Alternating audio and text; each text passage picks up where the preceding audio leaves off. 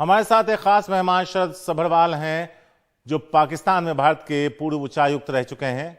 इसके अलावा उमा शंकर सिंह भी हैं साथ। उमा, सबसे पहले आपके पास आएंगे। पाकिस्तान प्रधानमंत्री की इस बात को कितनी गंभीरता से लिया जाए? जी देखिए शारिक, पाकिस्तान के प्रधानमंत्री ने अल अरेबिया न्यूज चैनल को जो कुछ भी कहा, उसके थोड़ी देर के बाद ही पाकिस्तान प्रधानमंत्री कार्यालय से एक स्पष्टीकरण जारी किया गया। उसमें यह कहा गया कि पाकिस्तान जो है वो बातचीत का पक्षधर है, लेकिन कश्मीर मुद्दे को सुलझाना चाहता है। और साथ ही ये भी जोड़ा गया कि 5 अगस्त 2019 को भारत ने जो अवैध कोट अनकोट जो अवैध फैसला किया उसकी वापसी हो, यानी धारा 370 जो हटाया उसकी वापसी हो। जाहिर सी बात है कि इन शर्तों के साथ भारत कभी भी बातचीत के लिए तैयार नहीं होगा। भारत पहले से कहता रहा है कि पाकिस्तान आतंकवाद के खिलाफ ठोस और वेरीफाइबल जो कार्रवाई है वो करे, उसी के आधार पर बातचीत हो सकती है। लेकिन जो कुछ भी इन्होंने कहा इंटरव्यू में, उसकी पृष्ठभूमि अगर समझनी है तो पाकिस्तान की जो मौजूदा माली हालत है उसको देखना होगा। यूएई के दौरे से तकरीबन $3 बिलियन का जो एड है वो लेकर लौटे हैं शहबाज शरीफ, और वो इसलिए क्योंकि पाकिस्तान में कैश क्रंच है। डॉलर की कीमत खुले बाजार में 270 रुपए के आसपास जा पहुंची है। आटा वहां खाने को नहीं मिल रहा, गेहूं की किल्लत है, आयात के लिए पैसा जो भुगतान करना होता है उसकी कमी है, विदेशी मुद्रा भंडार घटता जा रहा है। और इन सब मामलों के बीच एमक्यूएम जैसी सहयोगी पार्टी से जो एक अनबन है वो चल रही है डिलिमिटेशन के मुद्दे पर।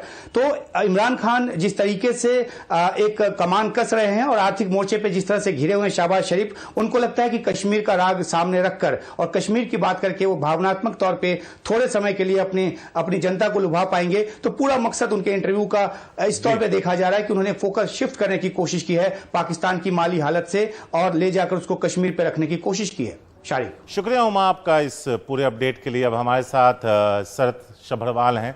सभरवाल साहब, आपसे पहला सवाल यही था जो अभी उमा बता रहे थे कि वो 2 कदम आगे चलते हुए दिखे, लेकिन बाद में फिर वो 2 कदम पीछे चले गए। कैसे इसको आप देखते हैं, इस पूरे उनके इस बयान को जो इंटरव्यू उन्होंने दिया?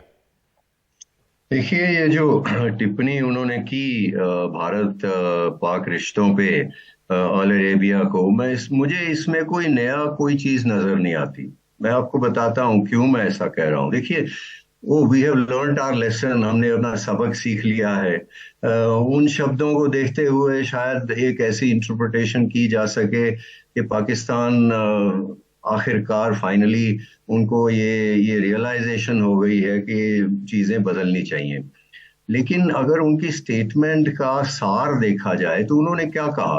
उन्होंने कहा कि देखिए, हमने लेसन अपना लर्न कर लिया है, सबक सीख लिया है, हम शांति चाहते हैं, हम युद्ध नहीं चाहते, लेकिन उसके लिए बर्निंग इश्यूज, और उन्होंने कश्मीर भी कहा, उसको सॉल्व करना बड़ा जरूरी है।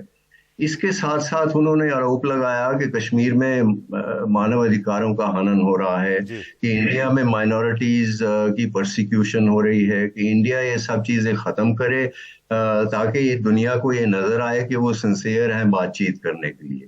तो इन चीजों को देखते हुए, जैसा मैंने कहा, मुझे कुछ नया नजर नहीं आता।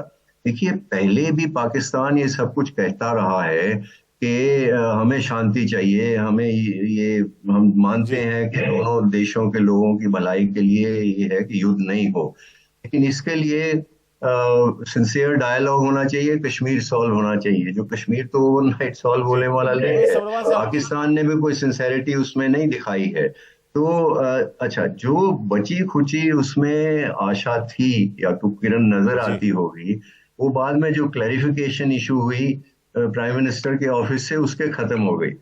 सभरवाल साहब, ये जो क्लैरिफिकेशन आया, इसके पीछे की वजह? देखिए, वो 2 चीज हैं, दो तरफा। आपने पहले ये कहा कि इकोनॉमिक कंपल्शंस उनकी बड़ी हैं इस वक्त, बहुत बुरी हालत है डिफॉल्ट के, बिल्कुल उनको नजर आ रहा है। हो सकता है, हालांकि कोशिश कर रहे हैं कि मित्र मुल्कों से पैसा लेके उसको अवॉइड किया जा सके, शायद अवॉइड भी कर लें, लेकिन डिफॉल्ट के बहुत नजदीक रहे हैं। आईएमएफ से उनका प्रोग्राम जो चल रहा था अभी फिर से रुका हुआ है। तो एक तरफ ये है, दूसरी तरफ टीटीपी टेरर बढ़ रहा है। तो एक तरफ तो कंपल्शंस है, लेकिन दूसरी तरफ उनकी पॉलिटिकल कंपल्शंस है। बिल्कुल, पीएमएलएन का इस वक्त बहुत कठिन स्थिति से सामना है, क्योंकि उनको कुछ ऐसे स्टेप लेने पड़े इकोनॉमिक फील्ड में जिससे कि लोगों में उनकी पॉपुलैरिटी लोकप्रियता कम गिरी जी। है। उधर इमरान खान उनके सामने हैं जिनकी पॉपुलैरिटी बड़ी है। पंजाब में असेंबली डिसॉल्व होगी, 90 दिन में इलेक्शन होना जरूरी है कॉन्स्टिट्यूशन के मुताबिक। उसके बाद आगे चलकर इस साल में फेडरल असेंबली के लिए भी इलेक्शन होना है। तो ऐसे में ऐसे समय में जो बढ़ती हुई पॉलिटी है उसमें पाकिस्तान के लिए कोई पॉजिटिव कदम इंडिया के साथ लेना वो पॉसिबल नहीं है। तो ये जो क्लैरिफिकेशन आई है इसको उस बैकग्राउंड में देखना चाहिए। सब्रवाल साहब, आपका बहुत बहुत शुक्रिया। आज थोड़ा वक्त कम है इसलिए हम बहुत ज्यादा आपसे इस पर चर्चा नहीं कर पाए, लेकिन जैसा आपने बताया कि उनकी राजनीतिक मजबूरी है, लेकिन जिस तरह से वो एक कदम आगे बढ़े थे उसके बाद जो क्लैरिफिकेशन आया वो 2 कदम पीछे जाते हुए भी नजर आए।